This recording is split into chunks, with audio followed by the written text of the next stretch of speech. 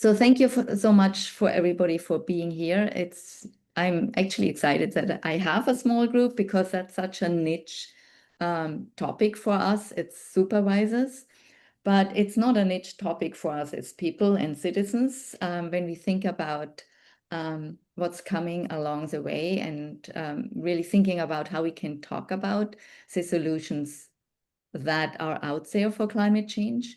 And you as supervisors, you're really the link between what's going on in the courses and what's going on in research and what's going on in the education community and what's going on in the schools. And in this role as a trusted member of the community, I think it's really, really important for us to think about how we can mentor for a sustainable future. And a sustainable future, we are science teachers. We really mean how can we sustain the earth and nature and our communities and help our communities, especially the communities who are disadvantaged and have been historically disadvantaged, and now with the climate change coming will be even more disadvantaged again if they do not really know what the future brings and what it means to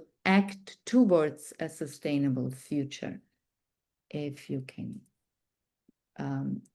go to the next slide. Yes, so the goal for today is really strengthening our commitment to keep or to create a momentum for teaching towards a just and sustainable future, to share insights and tools and practices we might already have and use, and looking into the opportunity to create a community of practice of supervisors supporting teachers towards a sustainable future. So maybe some people, some of you might want to stay in contact and really think about this topic further as we go along. Okay.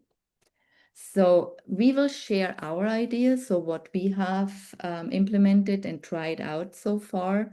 And then I hope that some of you brought resources or questions or challenges or struggles, and then have us a little bit of a discussion about everything.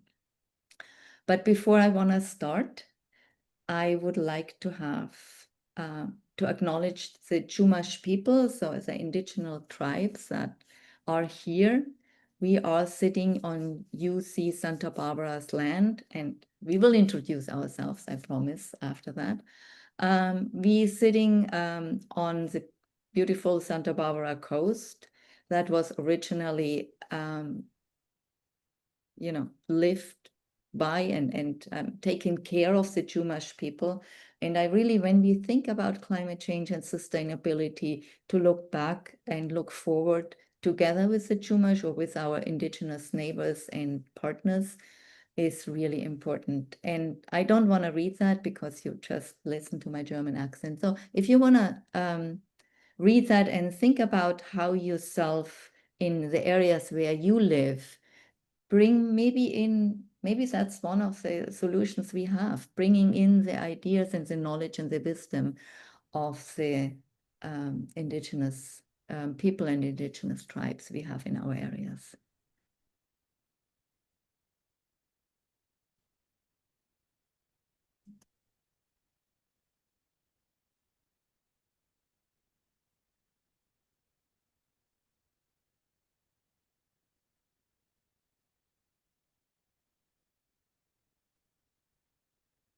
And the PowerPoint is available in the materials. So.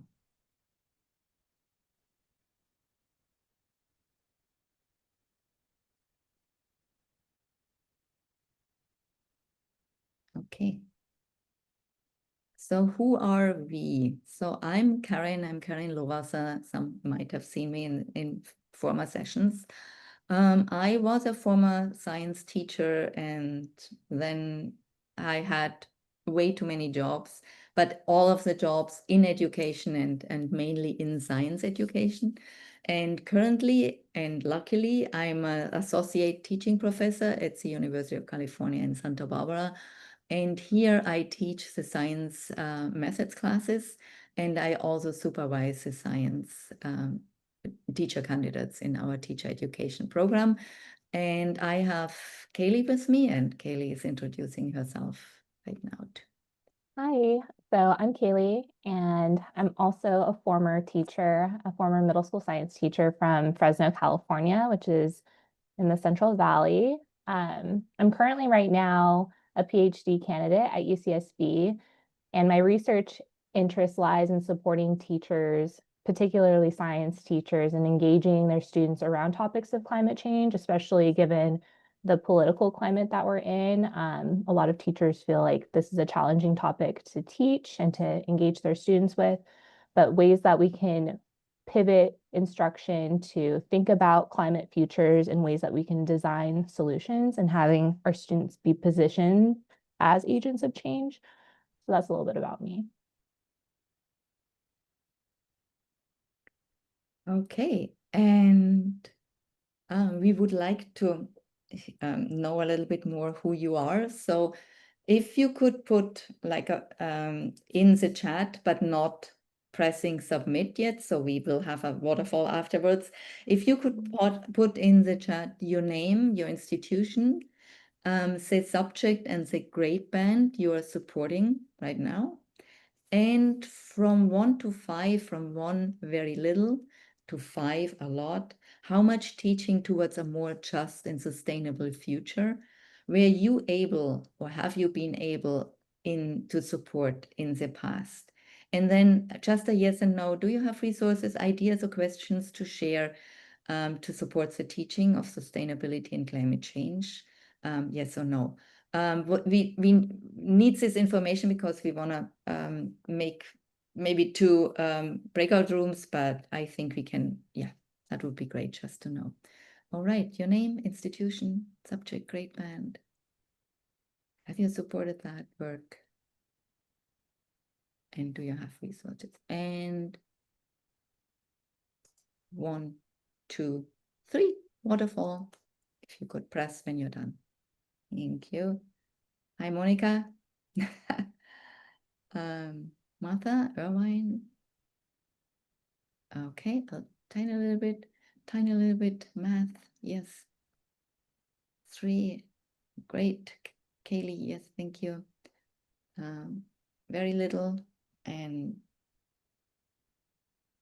no, okay. All right. Everybody has done a little bit of work around that. I think it's great. Because as David Attenborough said, the issues of climate change are not an issue of science anymore.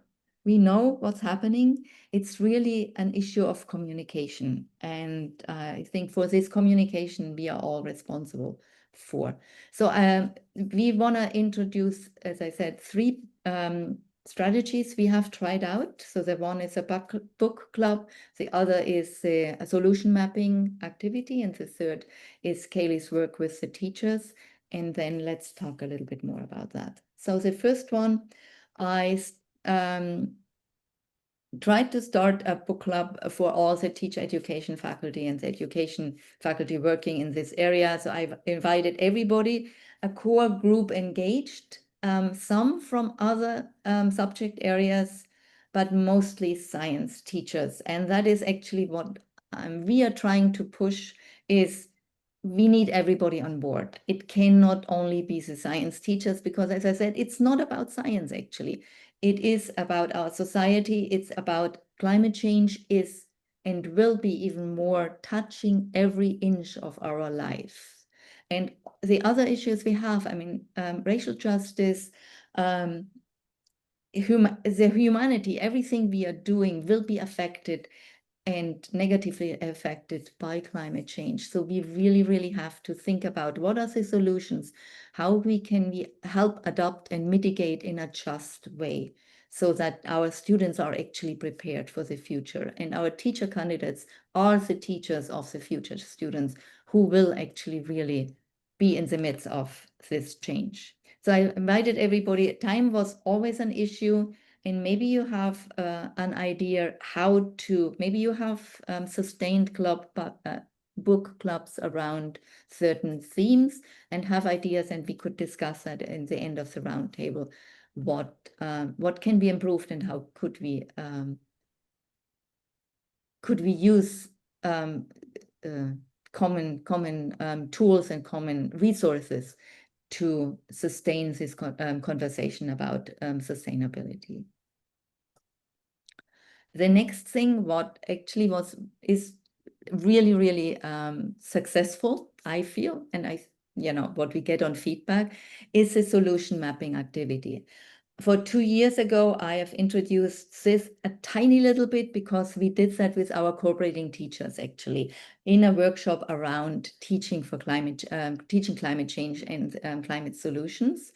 So the solution mapping, as you see, it's really a mapping of different ideas and having participants organize the ideas and adding their own ideas around climate change and around sustainability. And if you go to the next one, so the question for our teacher education program was really, how can we encourage all teacher candidates across grade levels and subject areas to consider teaching towards a more just and sustainable future? And for the first session, we invited everybody. We had over 80 teacher candidates, elementary, special education, and the different subject areas for secondary teaching. And we mixed some in different groups, so completely elementary science together, everybody together to work on that, and to work on these goals. So the one goal for the solution mapping activity, as you said, it's really spread out these different ideas. It's to illustrate the complexity and scale of climate change, its effects, and most importantly, the complexity and the scale of possible and necessary solutions. The second goal is to engage pre-service teachers, teacher candidates in systems think in transdisciplinary thinking.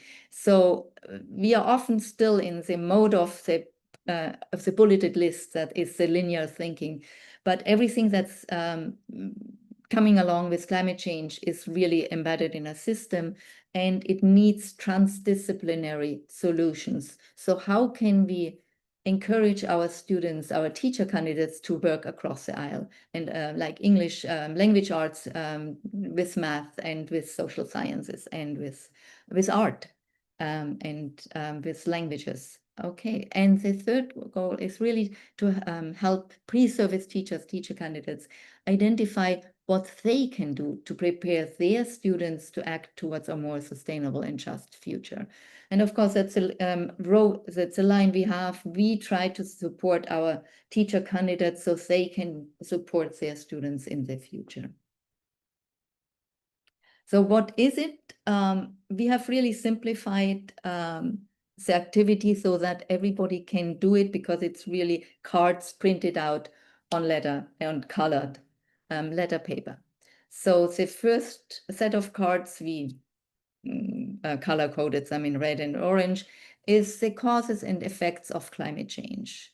So we give them to the teacher candidates, to the groups, so the different groups, and they try to bring them in relationship. So what are causes, what are effects, and how are they related? Then we give them a next set of cards in different colors. These are the historical events and their consequences. And historical events might be the Industrial Revolution. It might be industrial agriculture. It might be online shopping. It might be consumerism. So all these historical events that really link history and social sciences to this issue we have. And then we give them a third set, and these are the solutions for mitigating and adapting and building resilience in our communities. But the most important set of cards are the blank cards. So we have blank cards in each color so that our teacher candidates can add their own ideas. But the blank cards are really for them to think about what they can do themselves, how they can teach towards a more just and sustainable future. So we encourage them to add their grade level, to add their content area, and to add where they can actually bring ideas, tiny ideas, big ideas, actions, projects into their own teaching. But it's also the tiny little ideas where we can connect what we are traditionally teaching to teaching towards a more sustainable future. And so this is one of the posters the teacher candidates made. You see all these connections. And the most important part of course, it's not the product, but it's the conversations that are taking place. And if we have these mixed groups, it's really, really encouraging to see how they share ideas, how they grapple around certain things, how they ask questions, and really get into this topic pretty deeply, actually. And at the end,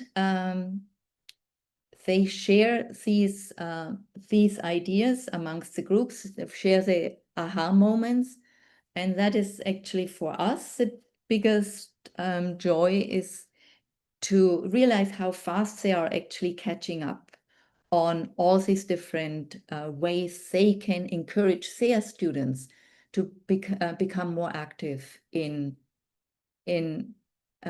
working towards their own future and helping their communities to understand what's going on and to find out more what they can do to actually help keeping us sustainable over time.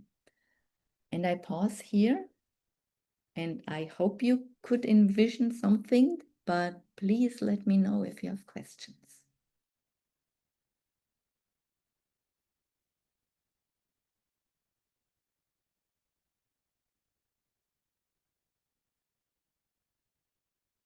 Wait time? No? Okay.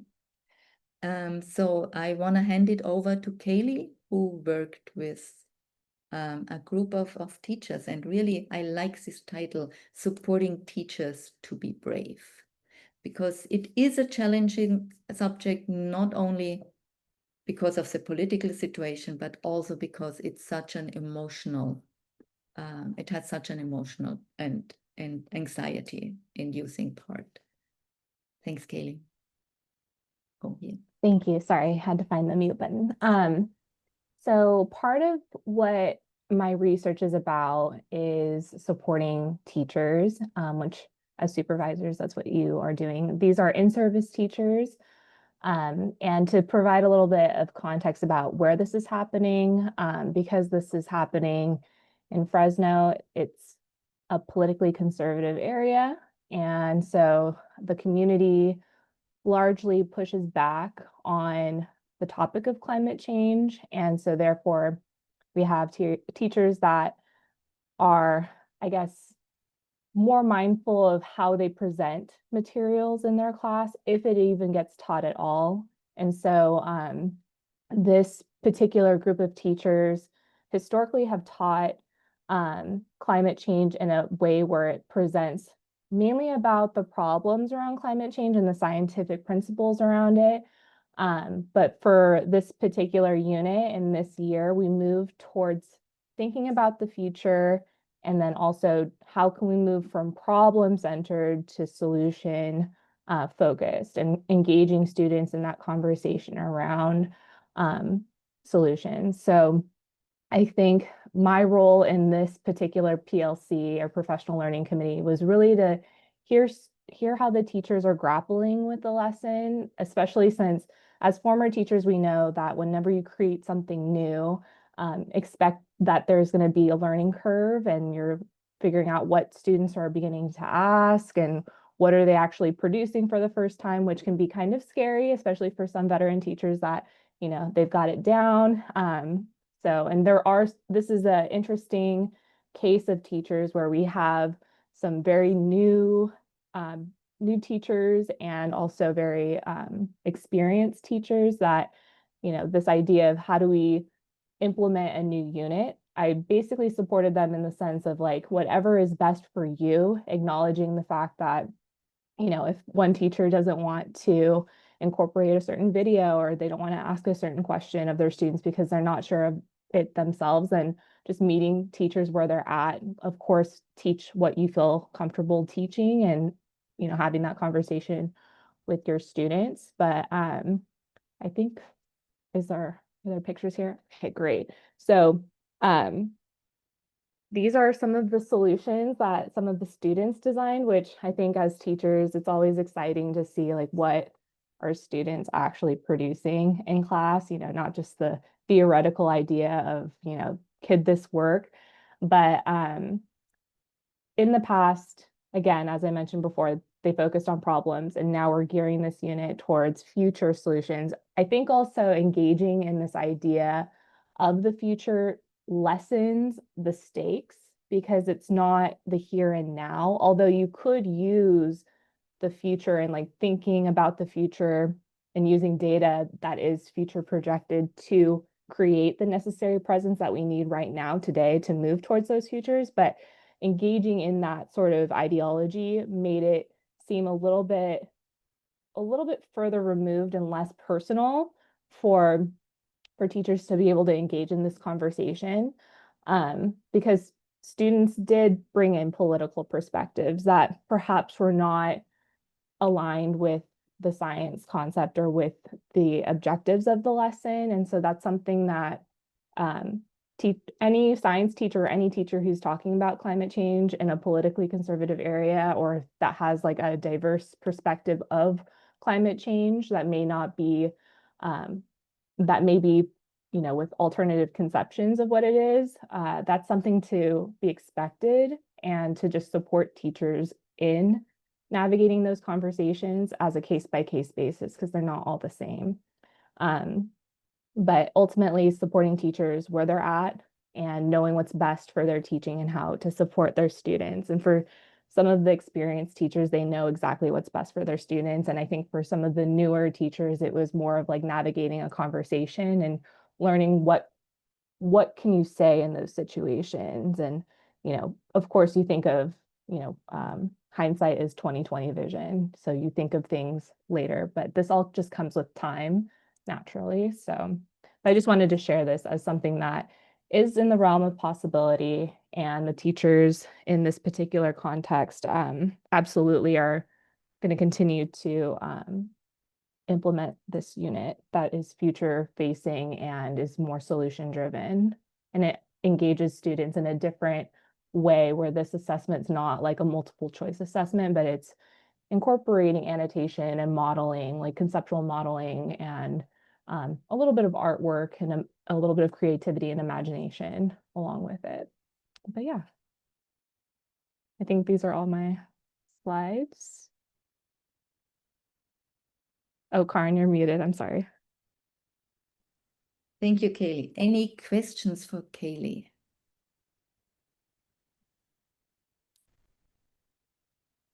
And I find her work very, very fascinating, because it really shows us how difficult it is often for our cooperating teachers in the context they are to teach these things. They are often afraid and in our teacher workshop for cooperating teachers, what one comment is that now I dare to teach that because I know I am supported. And I think that is one role we play as supervisors, is giving them, saying, I have your back. I can tell you that my teacher candidates is required or is really encouraged to teach that. So open your classroom and helping them through the teacher candidates to actually bring ideas in they might not feel comfortable with in the beginning. Martha, you have a comment. Yes, thank you. I was wondering, are the teachers that Kaylee worked with, were they science teachers or were they other subject specific, like a math teacher or multiple subject? I wondered who you were working with. Yeah, these were 7th grade science teachers. So, Martha, that's a good question, and that is what we are, as I said, what we are a little bit pushing against. That's mostly the science teachers. We worked with in our workshop with elementary teachers, and one group, what say, for example, came up with, oh, we do. Can you remember, Kaylee? We do Mondays is. Oh yeah, they had like every single day was in tandem with like, walking to school Wednesdays or bring your hydro flask Thursday or something like that, reusable water bottle or whatever. And so like every day had some sort of like sustainability theme to it that the whole school partook in. So that was really a fun way to kind of engage students in thinking about it. And hopefully those behaviors kind of like last more than a week, hopefully, as you're implementing it school wide. Thanks, Kaylee. Velma, you had a comment. Yes, I was just saying that before I exit the building as a teacher, I worked at a global magnet school that was very much into uh, climate change and the effect, and it was really interesting to do it. But working with my teachers, uh, a lot of them are in school settings where they do multiple subject teachers do have to do those social study lessons and so forth. And what I have found out is that a lot of them do choose this climate change uh, topic, and I think it might be because of the curriculum books that they're using, the adopted science books. Some of them try and always do a little um, include a little bit of things about conservative, the resources and stuff like that into it. So I do encourage my teachers to do this, and I love it when I go to schools and I see those gardens and stuff, and the children are very conscientious about using recyclable things as opposed to throwaways. So we're moving more that way. Okay, sorry. Take my Thank hand. you. Thank you. I do. So that's encouraging to see. What grade levels are you supporting? TK through 12th grade. Okay, so all of them. So Yes. do you see more in this area in elementaries than in the subject specific areas? It really sort of depends because you see a lot of it in elementary, but now you're getting to the upper grades, and when you go to the school campuses, they have these things about recyclables. You don't see them using a lot of plastic bottles. They have their own little containers. And I like that because it's a start. And I have to take whatever starts I can get or I can see. Or even the campus, you don't see a lot of waste things. They're very much into the conserving, and some of the campuses are also encouraging gardens, and I like that. Yeah, that is encouraging, actually. Yes, especially getting students back to nature. I think that is a very, very big step towards sustainability, is to know what they are actually supposed to sustain. And yeah, next step would be, how can our students get a voice in their communities with a knowledge they often have, that is a knowledge that might not be so ingrained in their community, or pushing in communities that don't play this role. And I do see some of the churches are going to the sustainability. They have their gardens where you can go in and pick things. I mean, I live in a neighborhood where they really into sustaining everything. So it helps to know that even the churches are coming on board and having gardens Yeah. that people can go in and do. And I like that very much. Yeah, that is. And you talk about the chumas. I'm very much aware of this. I taught it a lot when I was teaching, but I'm very much into acknowledging the Native Americans and their contributions. And I know that I have property on Native American lands, but that's also part of my culture too. Yes. And so I think we have not really brought, but we heard from Velma. I think that is really a good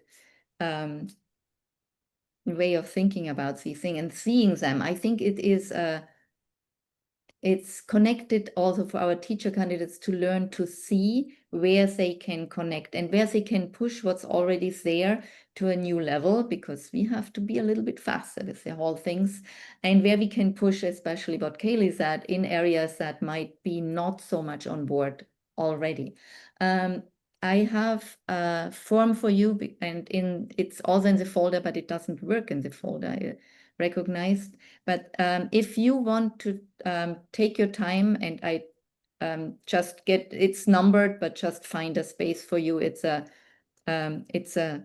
table, and get your ideas and your questions or your needs you have, because you're here, you have a reason to be here. Can you articulate that in the table? Share your hopes, successes, challenges, obstacles you have with this kind of work. And then really, if you would like, just add, if you would like to stay in conversation in the end and talk more about this, how we can together tackle the whole thing. And the table is here. I put it in the chat. I hope it works. Karin, you might need to change the share setting. I have, it's a new link, because, or did you try it out, this one? I just looked at People whatever are was in there. the People are folder. coming. Oh, okay. Cool. It's not the one that is in the folder, because for whatever reason that didn't work. Not even for me. So I couldn't change anything. Okay, but just find, start somewhere in the middle. It doesn't need to be filled out one by one. So if you find a space. So I see anonymous turtle is at 8, so that's fine. It's good. I have the anonymous koala. I like this anonymous. What's a quokka?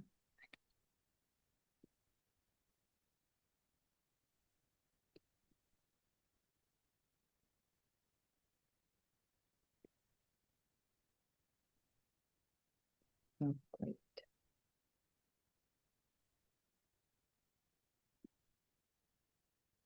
So take a chance and read through the others, because I would like us to make a round of appreciation for the ideas that are shared here in a 1-2 minutes. To really, is there something that you latch on, you find interesting, you find creative or interesting? Just one thing you think you see and you want to highlight to the whole group.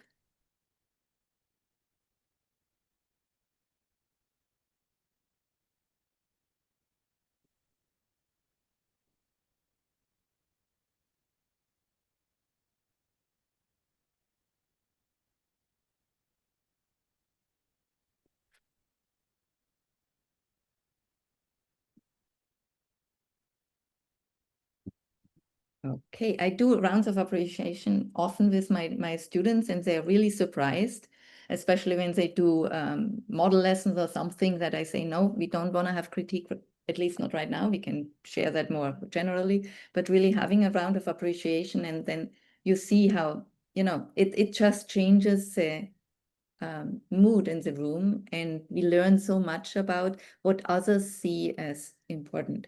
And I model that. I think what I really want to highlight about what I really appreciate is from Martha, is the hopes that math classrooms where students can have more voice and can discover math in a more relevant real-world experience and explore topics of their own choosing. I think if we can support that, it would, in all subject areas, helps them to explore these real-world experiences and phenomena and solutions. I think that's great. Thank you, Martha. And I give it to, yeah, I shout out to somebody else, and you could shout out to somebody else, so we can actually have the whole group. I shout out to Velma. What did you appreciate? Well, I like, everyone's different perspectives. And I do believe that, for me, I feel like there should be more lessons available within the school setting. And I try and provide my teachers with samples of what I actually want them to do, because I find it's easier when they can look at something and they can take away with it. I do like to always try and get my teachers to do across the curriculum, interdisciplinary teaching, so that they can see that it's not so much I have to do an in-depth lesson, because I get many opportunities to revisit a concept. I try and get them to think more along those lines. So I do like the idea of trying to implement more things around how much the climate changes and climate affects the community and the people in it. And so I think that's important. So I liked it all.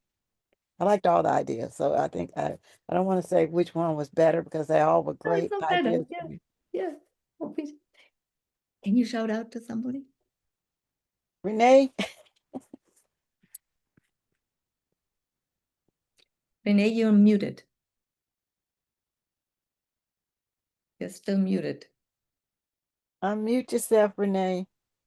I won't. Let me That's open now. this back now up, because there was so many good ideas. I really like the sustainable gardens and the recycling, and I more elementary background. And as Velma mentioned earlier, that tends to happen in our elementary schools, and it's easier. And so this can lead to, understanding the importance of why we need to do these things, and the importance of what we can do for our part to sustain our climate just by doing these things. So I like the sustainable gardens, the recycling, and using reusable bottles.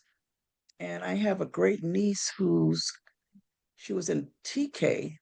They had a science fair, and even at that young age, they can learn about climate and what to do to, help with climate change, help what's going on while we're having climate change. So these kind of tangible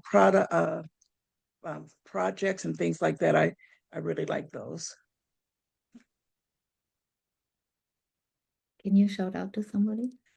Okay, who do I need to shout out to? Okay, how about Mary, Carrie? Mary, are you here? Mary? She's not here. Okay, Mary's not there. All right, how about Kaylee? Hi, me, Kaylee. Hi. Kaylee, sorry. Let's see. I love getting the list of ideas from people. It's really helpful.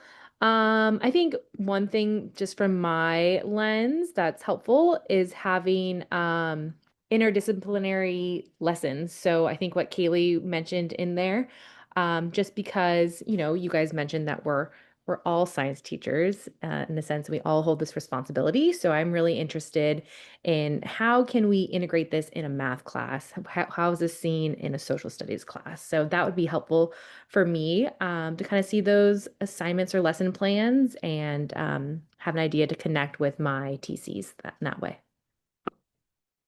Can I interject right now? Monica, you put it into Chat GPT and ask it to come up with a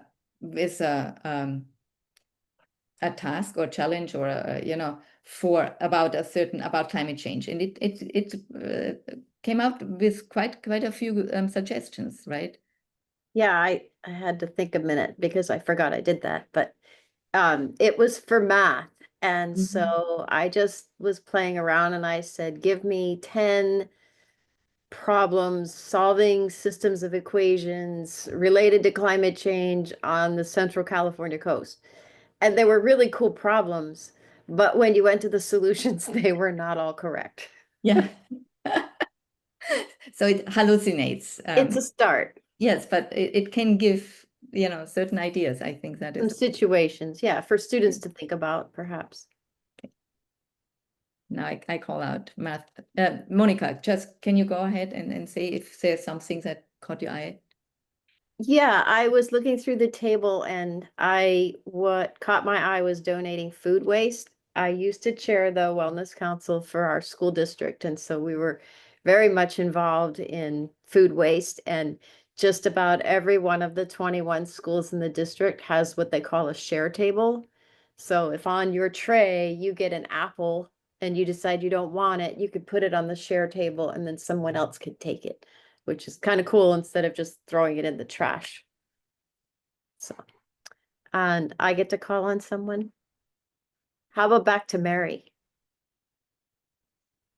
You're muted, Mary.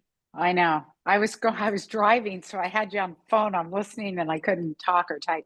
I had That's put in the great. one on the food as well. Because when I first started in education back in the 80s, anything left over, the kids couldn't take home. The cafeteria had to dump it out because it was federal money. It was ridiculous. And I worked in a community where there were really hungry people. It was, Wow. so we had since changed it, and what isn't used daily goes to Second Harvest because there are so many people in local parks that need food. And, just start somewhere, and it teaches the kids that, yeah, I don't want that, but somebody does. So that was just something.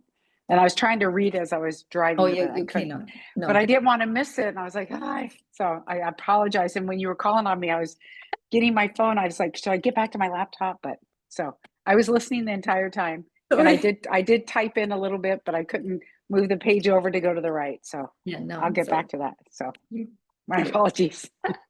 I'm glad you're here, and I'm glad you made Thank it you. safely. So Yes. I'm always worried if people are driving and are Yeah. in. Yep. Yeah. Okay, good. Do you want to call on somebody? I can't see the list right now. Oh, you so. can't. Okay. Yeah.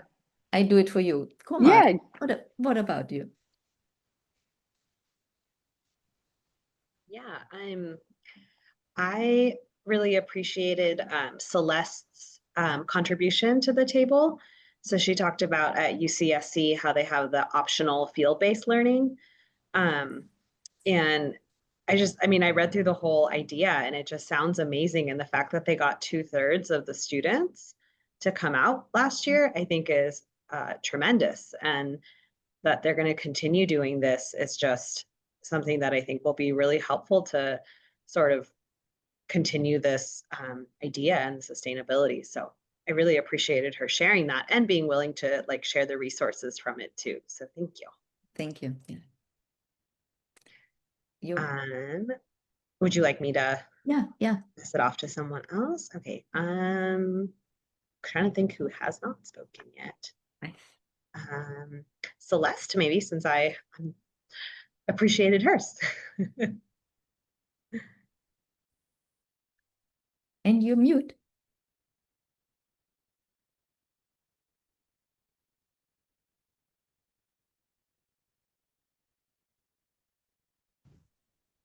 Oh, yeah, now. Okay, very good. So sorry about that. Yeah, so I just want to say I don't take credit for any of that. It's just something that one of my colleagues does that I have attended just so I can see what students are doing. It's just really so thank you very much, Kamal, for the shout out. It's a pretty awesome program, and it was actually done in collaboration with one of our science programs, and I don't know which one it is, but it's been going on for many, many years. And of course, the original grant money is now gone, but it's continuing, and it's just continuing to grow. However, students do write pretty incredible lessons, and they're from all cohorts. We have multiple subjects: math, English, social science, and of course the sciences. So I was trying to quickly go through my emails to see if I could provide the link to all of the lessons that students have created over the years. But just in having this conversation, and I can see how hungry people are for sample lessons, I wrote a note to myself that I want to create a link on our website that points to all of the resources so that we can share this stuff. But in any case, what I would like to give a shout out to is really just this opportunity. Sorry, I want presenters here for this opportunity for us to share something that you guys are obviously passionate about, that I am as well. And I feel like, as you have said, it's not just something that is for science students. It's something that really can go across our entire programs. And we all, this whole program today here with STENT is about equity and social justice. And this work really ties into all of that because it's all about really survival of our planet and survival of our societies. And, but it really ties in well to equity as well. So thank you for that. And thank you for the opportunity. With that, I believe I will give a shout out, or I'm not sure how you want me to do it. I forget the word, but I'll pass it on. Is it Maciel?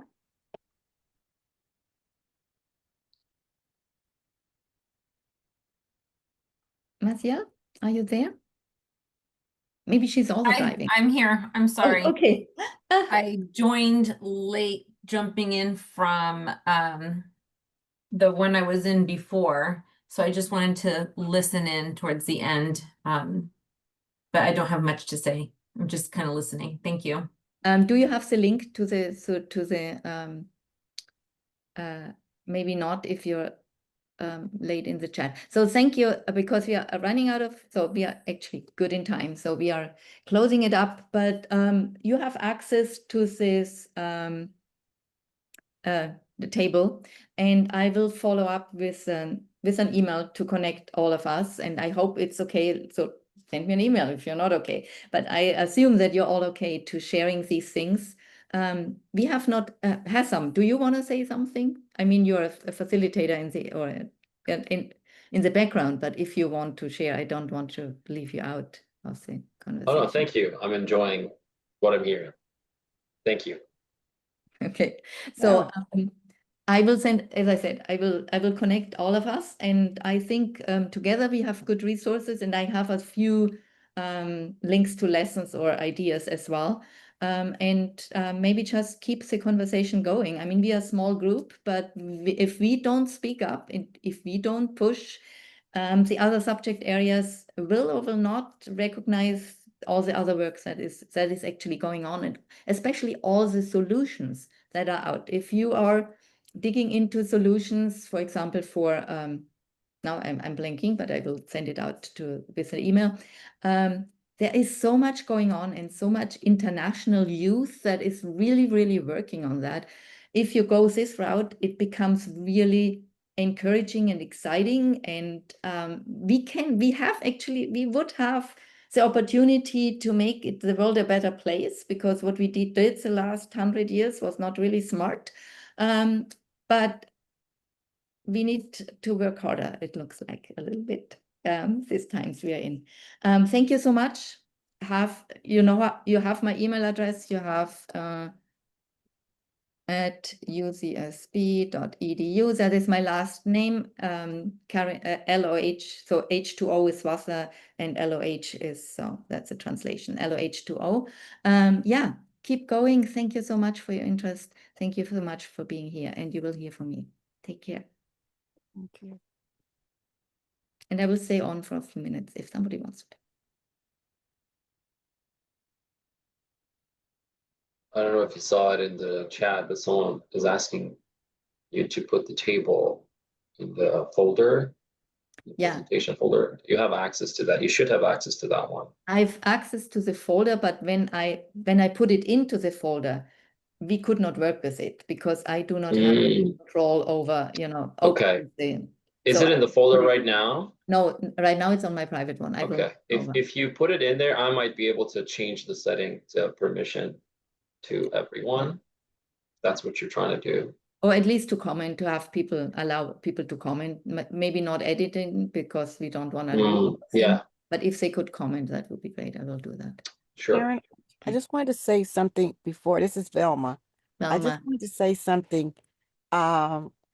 Because we have to make sure that when we're teaching, we're making sure that those teachers hit those Cal TPAs, or at least the TPAs. And they've introduced this thing about how does teachers reach out to the community? And I just wanted to say this can lead to bringing into making a connection interdisciplinary in a way, in the essence that we reach out to parents in what do they do, making connections to every day what they do to impact what's going on with their children. Because when children come to school, they bring their culture with them. And And most children are exposed to ways in which their parents can serve around the house, around the neighborhood. And, you know, and they can become proud of what their community is doing, because their community is actually doing so much more. so That's I'm going to nice. make sure that I include this part in the aspect of how do you reach out to other ways instead of just saying the parents come to the school, or we send out memos or But it's a like that. TV. I'm gonna try and I think that I'm gonna lead to this. This is another way of saying these are ways in which you can make connections and keep them informed about being cognizant of the global connections of what's going on in their community and how to conserve. And right now, being that we're in a climate now where we really need to start thinking about how do we have sustainable living, we don't have to depend on grocery stores and things like that. And so I think that's very important right now. They need to know that we can start doing things now. So Yes. Yeah. Can you put that in the table actually? That would be okay, awesome. before I But sign out, thank you so much for this. That is a really, really important connection. And I will add that when I talk about that in my teacher education program, that it's actually a TP. Yes. Thank you. Renee.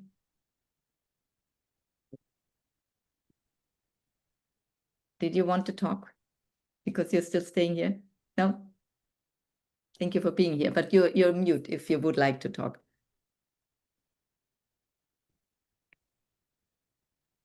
No, I'm sorry, I'm good. You're good. Thank you for being here. Okay. By the way, did anybody mention Project Drawdown? That's what I will send out. That's where I blanked on the solutions. Yeah. Oh yeah, okay, yeah, because Yeah. I had to monitor the text and the email just in case anybody Yeah. needed anything. So Yeah. sorry. I know. All I right. just wanted to. Yes, that is okay. Okay, we'll see you in the closing reflections room, I guess, if you're coming. But Yeah. if not, I'm going to end the meeting now. Okay. Take care. Thank you. Okay, thank you. Bye.